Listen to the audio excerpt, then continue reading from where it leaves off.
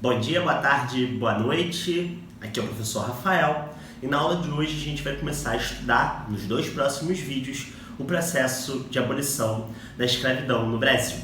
Esses vídeos vão se dividir em duas partes.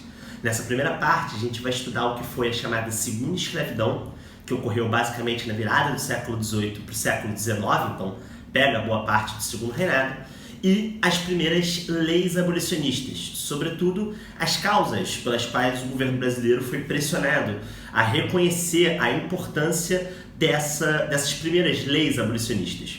No segundo vídeo a gente vai estudar as demais leis abolicionistas, chegando obviamente à abolição da escravidão. Vamos estudar o que foi o movimento abolicionista, ou ainda no plural, os movimentos abolicionistas.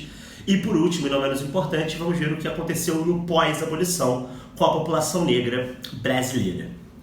Então pensa comigo, eu vou fazer umas perguntas para vocês e eu quero saber se vocês vão saber me responder elas. Quantas pessoas negras vocês conhecem em posição de mando na sociedade brasileira? Pensa. É difícil, né, de pensar. Pensa agora quantas dessas pessoas que eu vou nomear você conhece. André Rebouças, Castro Alves, José do Patrocínio, Luísa Maim, Teresa de Benguela, Ganga Zumba, Cosme Bento, Antônio Bento, Francisco Nascimento. Fez a conta? Bom, se sua resposta foi 0, essa é a aula para você. Basicamente, eu abro o vídeo falando disso porque é muito importante que a gente tenha consciência de que, embora nós tenhamos abolido a escravidão, basicamente a abolição da escravidão não resultou numa criação de uma cidadania efetivamente ampla para os grupos que foram escravizados até o século XIX.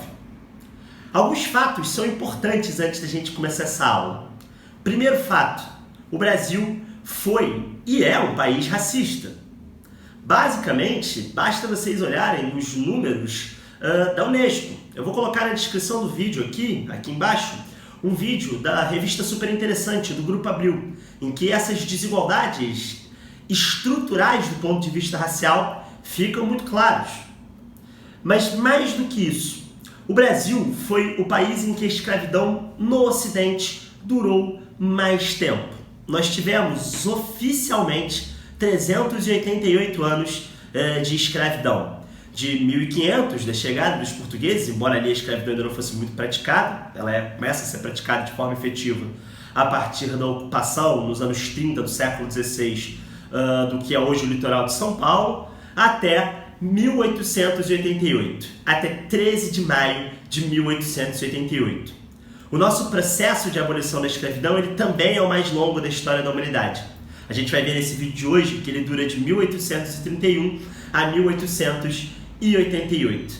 E mais do que isso, o nosso processo de escravidão, normalmente, ele é muito mal compreendido. Nós sempre associamos a imagem da abolição da escravidão a uma princesa redentora, a princesa Isabel, como se ela fosse o último floco de neve do abolicionismo, o que de fato não é verdade. Haja vista o compromisso indelével da sua família, a família Orleans e Bragança, com o escravismo no Brasil, seja do seu vovô, Dom Pedro I, seja do seu próprio pai, Dom Pedro II. Basicamente, pensar que a princesa Isabel é a principal responsável pela abolição da escravidão é um equívoco gigantesco. Por quê? Em primeiro lugar, durante todo o século XIX, o Brasil viveu, e os Estados Unidos também, viveram a chamada segunda escravidão. A segunda escravidão ela é um conceito formulado pelo historiador Dale Talmage, num livro chamado Prismas da Escravidão. Basicamente, nesse livro, o Dale Talmage, que é norte-americano, mas um grande brasilianista, um especialista em Brasil do século XIX, ele vai falar o seguinte, ele vai falar, olha, a escravidão do século XVI ao século XIX, ela não foi a mesma coisa. No século XIX, a escravidão se tornou muito mais intensa. Por que ela se tornou muito mais intensa?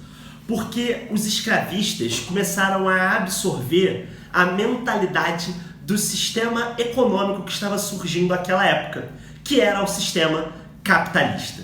Nesse sentido, então, esses grandes escravistas começam a absorver boa parte da mentalidade capitalista. A ideia, por exemplo, de que tempo é dinheiro e de que, de fato, o mais importante em uma atividade é a produtividade do seu trabalhador. Isso vai gerar, na visão do Dale Talmage, não apenas um aumento na importação dos escravos. Você pode conferir no gráfico aqui do meu lado, como no Brasil até 1850, né? O número de escravos ele vai aumentando progressivamente, cada vez mais, chegando a números incrivelmente absurdos, né? Nos dois últimos quartos do século XIX, na primeira metade do século XIX, mas mais do que isso, vai aumentando também a exploração do escravo, a compreensão do escravo quase como uma máquina que deve gerar mais-valia, ou seja, deve gerar lucro para o seu senhor. Isso vai transformar uma instituição que já era incrivelmente perversa em uma instituição ainda mais profundamente perversa, na medida em que o escravizado vai ser entendido praticamente e apenas como uma máquina que deve gerar lucro para o seu senhor. Nesse sentido, então, o escravismo, embora estivesse sendo criticado na Inglaterra em função do interesse na busca por novos mercados consumidores, né? Haja vista, a gente viu na primeira parte dos nossos vídeos de Segundo Reinado, haja visto o interesse da Inglaterra a partir da Revolução Industrial em ampliar o seu mercado consumidor. Embora estivesse sendo criticado pela tradição liberal, né, enfim, europeia, norte-americana, que estava surgindo naquele momento, ganhando força naquele momento, no final do século XVIII e no início do século XIX, o escravismo, mesmo aí, vai ganhar muita força, basicamente em dois lugares, no Império Brasileiro e no sul dos Estados Unidos. No sul dos Estados Unidos até 1863, quando a 13ª e a 14ª emenda da Constituição norte-americana são assinadas na Guerra Civil, e no Império Brasileiro até basicamente os últimos dias, em 1888, quando a Lei Áurea ela é assinada. Nesse sentido, então, é óbvio, pensando a segunda escravidão, que a gente não pode deixar de falar no seu maior símbolo no Brasil, no que é hoje reconhecido pela Unesco como um dos grandes patrimônios da humanidade, que é a região do Cais do Valongo, aqui no centro do Rio de Janeiro. O Cais do Valongo ele representa essa segunda escravidão.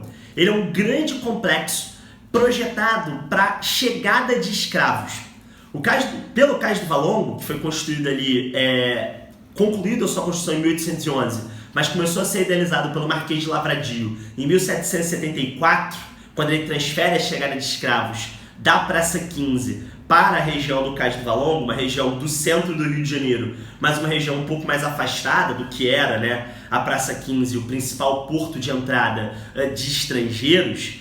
O Cais do Valongo ele é um complexo intenso, né, e muito refinado de importação de escravos. Ele é composto pelo cais em si, onde desembarcavam os escravos. Ele é composto pela casa de engorda, onde os escravos ficavam para se recuperarem da viagem, que era muitas vezes extenuante, né, e de fato muito cruel. Os escravos que morriam, por exemplo, eram jogados no meio do mar. Os escravos vinham acorrentados com grilhões, muitas vezes usando a chamada máscara de Flandres. Portanto, a viagem era muito ruim, né, comendo muito pouco. Então, basicamente, eles ficavam nessa casa de engorda, onde eles eram engordados com alimentos, onde eles eram limpos e lustrados com óleo, normalmente óleo de baleia, para serem vendidos numa outra instituição desse complexo, que era o mercado de escravos do Valongo, o maior mercado de escravos do Brasil. Do mercado de escravos do Valongo partiam escravizados que eram adquiridos e vendidos para todos os cantos da região sudeste, para as Minas Gerais, para São Paulo e algumas vezes até mesmo para a Bahia. Então, basicamente, além desses dois, a gente tinha o chamado Cemitério dos Pretos Novos, em que os escravizados que não aguentavam na casa de engorda eram enterrados. E aí, se vocês procurarem imagens, né, ou visitarem, tiverem a oportunidade de visitar o Cemitério dos Pretos Novos, vocês vão ver que esses escravizados eram enterrados em valas rasas, muitas vezes com lixo, né, resto de comida, resto de louça, enfim, roupas velhas. Então, basicamente, eles não tinham um funeral digno, que na maior parte dessas culturas deveria dar acesso à vida após a morte. Então, basicamente, a humanidade deles era completamente negada nesse processo, né? Isso vocês já estudaram nas aulas de Brasil Colônia. Isso é uma coincidência entre a chamada primeira escravidão e a segunda escravidão. Beleza? Para além do cemitério dos Pretos Novos, você tinha a igreja, né? Que era a igreja do Largo de São Francisco da Prainha, onde essas cerimônias religiosas eram realizadas. Esse complexo hoje ele é tão importante para a história do Rio de Janeiro e para a história do mundo que ele é um dos patrimônios históricos da humanidade. Vocês podem visitar ele tá no centro do Rio de Janeiro, basicamente. Existe um sítio arqueológico ali. Esse cais ele operou, portanto, até mais ou menos o ano de 1831. A região começa a operar em 1774, a obra se conclui em 1811, depois da chegada da família real, e o cais ele opera até 1831. Por que ele opera até 1831? Em 1831, pressionados pela Inglaterra, o governo regencial brasileiro ele vai assinar uma lei que vai ficar conhecida como Lei Feijó, porque foi assinada pelo então ministro da Justiça na época, o padre Diogo Antônio Feijó, que viria a ser regente durante a regência Una. Basicamente, essa lei ela vai ficar conhecida como a Lei para Inglês Ver. Por que ela vai ficar conhecida como a Lei para Inglês Ver? Porque, basicamente, embora ela tentasse proibir o tráfico de escravos, ou seja, o tráfico atlântico de escravos, como primeira lei abolicionista, ela era basicamente um pouco inútil, porque ela não pensava uma punição para os traficantes de escravos. Então, basicamente, é como hoje em dia você sentar no lugar do idoso. No metrô, existe uma lei que diz que você não pode sentar no lugar do idoso do metrô, mas ninguém vai te prender se você sentar no lugar do idoso no metrô. Então, basicamente, essa lei para inglês ver, ela é uma lei que é feita apenas para constar, né? No caso, o Feijó, que era um dos grandes liberais brasileiros, ele não estava interessado em peitar, naquela época, a grande força que tinham os cafeicultores do Vale do Paraíba, que eram, de fato, muito poderosos. E, portanto, como eram muito poderosos, estavam muito interessados em manter a escravidão. As coisas vão mudar em 1850, ainda por uma pressão da Inglaterra, mas também, lógico, de uma série de lutas internas do chamado movimento abolicionista, que a gente vai ver no próximo vídeo. É bem verdade dizer que a luta da escravidão, pelo fim da escravidão, não começa em 1831. Vários personagens históricos da nossa sociedade, que eu citei no início do vídeo, como a Teresa de Benguela, como o Zumbi dos Palmares, que vocês talvez conheçam, como o Ganga Zumba, enfim, vários desses personagens, eles lutaram muito tempo antes do início desse processo de abolição contra a escravidão, num movimento que vai ficar conhecido como o movimento quilombola. Entretanto, obviamente, a gente trata o processo de abolição a partir de 1831, porque é o momento em que outros setores da sociedade, que não apenas os escravizados, entram nessa luta. Entram numa luta que passa a ser uma luta institucional pela abolição da escravidão. Mas a gente não pode ignorar, obviamente, a gente vai discutir isso no próximo vídeo, qual o papel dessas personalidades anteriores ao processo de abolição da escravidão. Nesse sentido, o papel da Inglaterra ele também vai ser importante.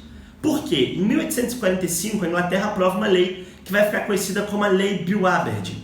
A Lei Bill Aberdeen, aprovada em retaliação à aprovação da tarifa Alves Branco, que a gente discutiu na primeira parte do vídeo de Segundo Reinado, né, dessa playlist, ela vai determinar, basicamente, que todos os navios negreiros que forem apreendidos no Oceano Atlântico pela Marinha Inglesa devam ter sua carga devolvida ao seu porto de origem. Ou seja, basicamente os traficantes de escravos agora poderiam ser presos pelos ingleses e sua carga ser confiscada.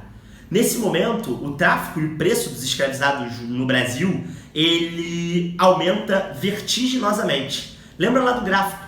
Entre 1845 e 1850 é o ponto mais alto, é onde vem mais escravos. E esses escravos vão vir com um preço ainda mais alto. Nesse sentido, ficava claro para o gabinete, à época do poder, um gabinete do Partido Conservador, dos Saquaremas, que era necessário dar um sinal para a Inglaterra de que o Brasil pretendia abolir a escravidão. E aí o que eles fazem? Eles vão começar a pensar progressiva e lentamente, que é uma marca do processo de abolição da escravidão, a efetivar essa abolição. Nesse sentido, várias novas leis abolicionistas vão ser progressivamente realizadas. A primeira delas é a Lei Eusébio de Queiroz, de 1850. A Lei Eusébio de Queiroz, feita por um deputado conservador de mesmo nome, Eusébio de Queiroz, ela reformava a Lei Feijó. Ela proibia o tráfico atlântico de escravos, proibia a chegada de escravos de fora do Brasil no Brasil e basicamente previa uma punição severa para esses traficantes. Se você observa o gráfico que eu coloquei no início, depois de 1850, a chegada de escravos ela vai se reduzir a uns poucos escravos traficados naquele momento. Isso vai ter duas consequências para o Brasil. A primeira delas é o preço do escravo ele vai aumentar enormemente. E a segunda, isso vai gerar um tráfico interprovincial, ou seja, como você não podia mais comprar escravos de fora, os grandes cafeicultores, sobretudo do Vale do Paraíba, vão começar, para continuar a utilizar a mão de obra escrava, a comprar escravos de outras províncias, sobretudo do Nordeste. Nesse sentido, o Nordeste, que vivia uma ampla crise do açúcar desde basicamente meados do século XVII, depois da invasão holandesa, vai testemunhar a mudança definitiva do eixo econômico, que vai passar do Nordeste para o Sudeste. O tráfico interprovincial de escravizados, ele é de fato uma prova disso, né? Por outro lado, em São Paulo começa um intenso movimento de estímulo à vinda de imigrantes para cá, né? A ideia e a tese central, não só dos paulistas, como do governo brasileiro, era a tese do embranquecimento da população. Naquela época, um sociólogo chamado Herbert Spencer havia, a partir da teoria do Charles Darwin, desenvolvido uma teoria sociológica que ficava conhecida como o darwinismo social. Baseado na medicina da época, e sobretudo num ramo da medicina que era a eugenia, ou seja, o estudo das diferentes etnias, cujo objetivo era comprovar a superioridade do homem branco frente ao homem negro e ao homem asiático, o Herbert Spencer ele vai criar uma hierarquia das raças. A ideia de que a raça branca, a etnia branca, ela seria mais apta ao desenvolvimento e ao intelecto e, portanto, ela estaria como que justificada a dominar e a civilizar as outras raças, tanto asiáticos no meio dessa pirâmide, como negros, né, na base dessa pirâmide. Nesse sentido, então, a elite paulista e o governo imperial vão começar a estimular uma das mais longas políticas públicas da história brasileira, que vai durar basicamente até o período da República, né? Vai sobreviver ao segundo reinado e vai durar até o período da República, que é a política do embranquecimento da população. Os paulistas vão trazer alemães, italianos, finlandeses, qualquer pessoa que seja branca para trabalhar nas suas lavouras. Em São Paulo, dois grupos vão se destacar, os italianos, né, e os alemães, muito em função do fato do processo de unificação da Alemanha e da Itália, né, que gerou uma série de guerras e a perda de terras de uma série de camponeses. Esse processo de embranquecimento da população, portanto, vai gerar novas relações de trabalho. No caso das pessoas brancas, né, desses imigrantes, sobretudo italianos em São Paulo, eles vão ser submetidos às chamadas relações de parceria, né? Basicamente, a parceria é o que deu origem, a gente viu no primeiro vídeo dessa série, no vídeo de Segundo Reinado, na parte 1, né? A uma série, na parte 2, perdão, a uma série de endividamentos desses colonos italianos. Essas relações vão ser adaptadas a partir do governo do estado de São Paulo, né, na década de 60, e ela vai ser substituída pelo colonato, onde basicamente o governo de São Paulo ele vai financiar, vai criar inclusive um órgão para isso, para financiar a vinda de imigrantes para cá, em que o colono vai receber uma parte do cafezal, recebe uma renda fixa por ano, mais uma parte dos lucros, evitando que ele se endividasse com o proprietário do cafezal. Por último e mais perverso, esse processo de embranquecimento da população, ele gera algo que atualmente nós chamamos de colorismo. Ou seja, ele gera uma dimensão na sociedade brasileira, que é uma das manifestações do racismo estrutural, de que quanto mais próximo é o indivíduo da etnia branca, mais privilégios e menos ele sente a sua exclusão social.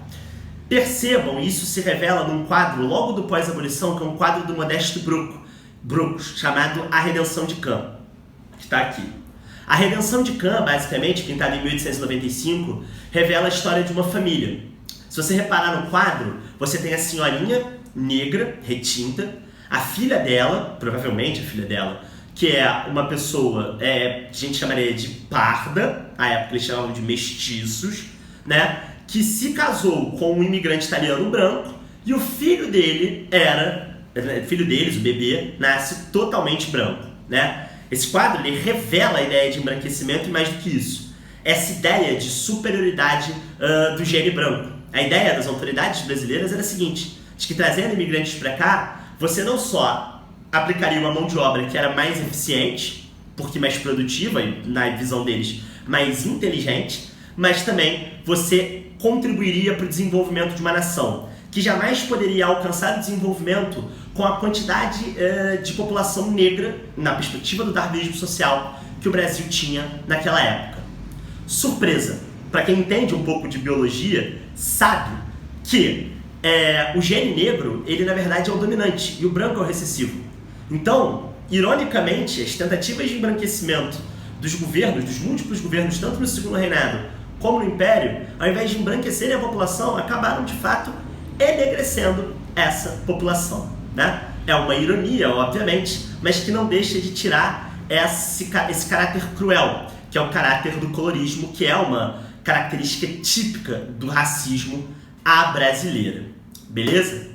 Na próxima aula a gente vai retomar com as consequências, não só do embranquecimento, mas dessas primeiras leis de abolição para o contexto brasileiro. Vamos ver como o processo de abolição se organizou a partir dos abolicionismos reformistas e radicais e basicamente como o pós-abolição não garante uma entrada da população negra na cidadania. Beleza? Se você curtiu, dá um gostei, clica no joinha, ativa o sininho, se inscreve no canal e compartilha com os amiguinhos, beleza? Um abração, até a próxima!